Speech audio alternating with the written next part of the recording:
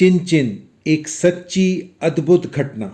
मित्रों, यह एक नन्ही सी चिड़िया की अनूठी मगर सच्ची कहानी है जिसे मैंने स्वयं अनुभव किया, और इसमें बताई सभी घटनाओं को करीब से देखकर मेरा विश्वास उस परमात्मा और उसके बनाए सभी सच्चे रिश्तों पर और भी दृढ़ हो गया।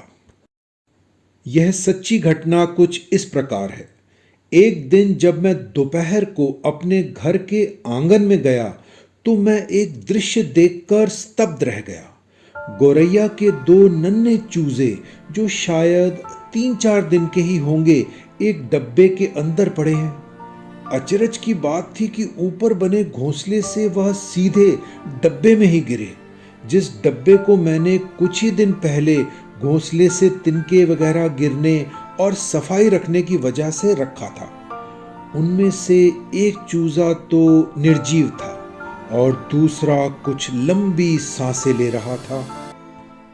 शायद भीषण गर्मी से परेशान ये दृष्टिहीन चूजे आपस में खाना लपकने की होड़ में कुछ कमजोर रहे होंगे और इसी कारण घोंसले से नीचे गिर गए थे। सबसे पहले तो मैंने निर्जीव चूजे को अलग किया और जीवित चूजे की जान बचाने के लिए मैं उसे कुछ तरल पदार्थ चटाने में जुट गया। और आगे क्या करना चाहिए कुछ समझ नहीं आ रहा था। अगर मैं चूजे को वहीं छोड़ देता तो बिल्लियों का खतरा था, जो अक्सर वहां इसी ताक में मंडराती रहती, और कई महीनों से तो उनकी तादाद कुछ बढ़ सी गई थी। और चींटियों का भी खतरा था, जो हजारों में मिलकर इतनी जालिम हो जाती हैं कि इस छोटे से चूजे को मिनटों में जिंदा चट कर जाएं।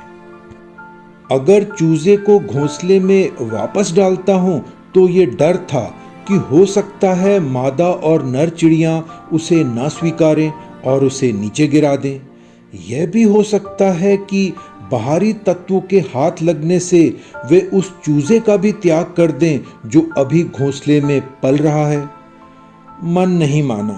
अंततः मैंने फैसला लिया और मैं चूजे को कमरे में ले आया। डब्बे में कुछ कोमल कागज बिछाकर चूजे को कुछ और तरल पदार्थ देने की कोशिश की, फिर कुछ नरम दलिया के पिसे दाने भी दिए। चूजा भी सकारात्मक प्रतिक्रिया देता और उसे खुशी से ले लेता। कभी ड्रॉपर, कभी छोटा चिमटा, कभी छोटा चम्मच से मैं कोशिश करता उसे अलग अलग प्रकार के कुछ मुलायम आहार देने की।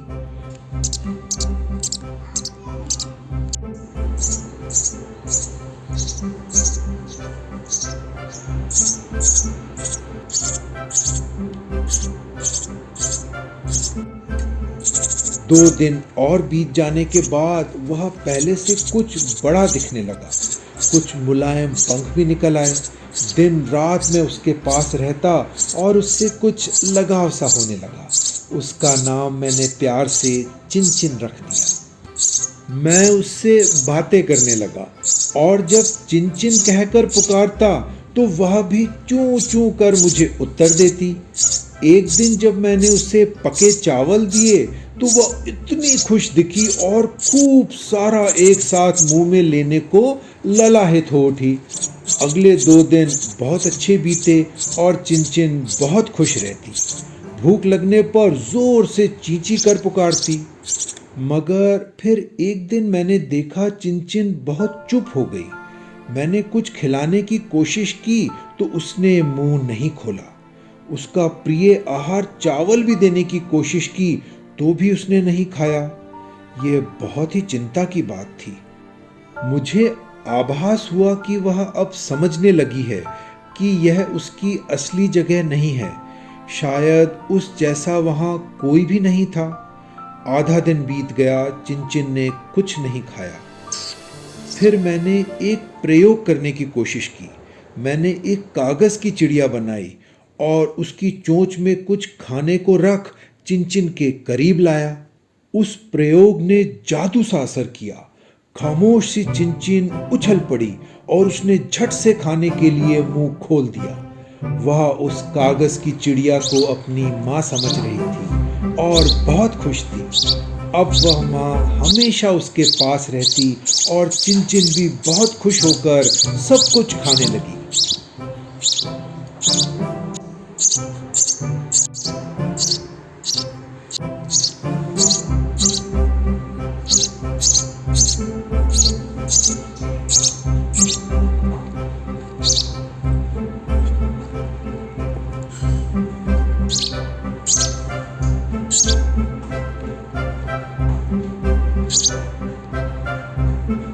जब मैं सुबह सुबह बाहर बगीचे में उसे लाता तो वह हैरत भरे अंदाज से सब कुछ निहारती और उन आती हुई पक्षियों की आवाज़ों को सुनकर उत्साहित हो जाती।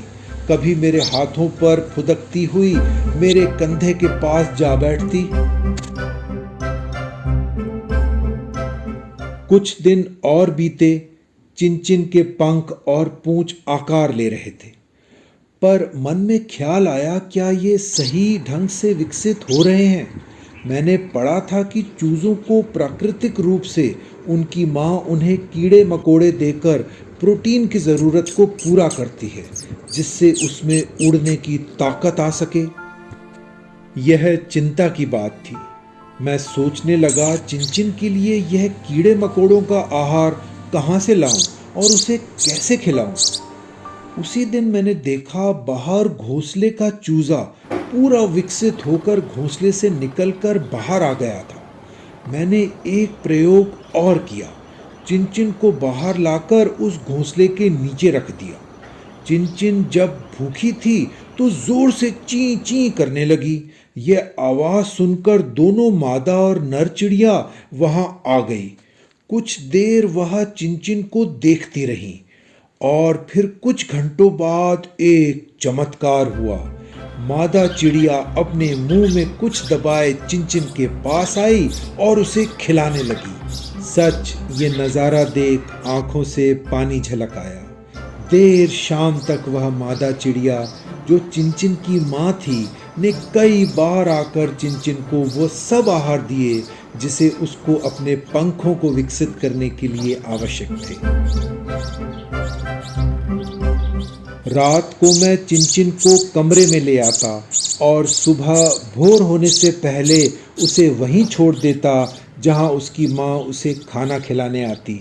यह सिलसिला 3 दिनों तक चला। चिनचिन एक दिन सुबह सुबह उस डब्बे रूपी घोंसले से उड़कर बाहर आ गई और आंगन में फुदक फुदक कर पास बनी पौधे की क्यारी के पास जा बैठी। अभी वह थोड़ा ही उड़ती, मगर यह क्रिया सामान्य ही थी।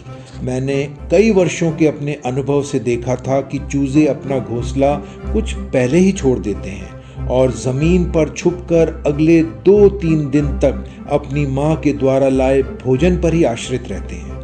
चिनचिन मुझे आत्मविश्वास से भरी दिखी और कुछ जिज्ञासु भी अधिक थी। उसकी माँ ये सब देख रही थी।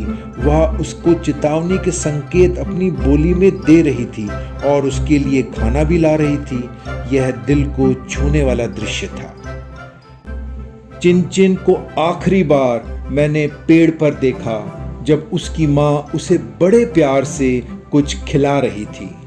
चिनचिन मेरे जीवन में कुछ ही दिनों के लिए आई, मगर वो मेरे जीवन के बहुत खास पल रहेंगे, जब छोटी सी चिनचिन मुझे प्यार और जीवन जीने के कई बड़े बड़े पाठ पढ़ा गई।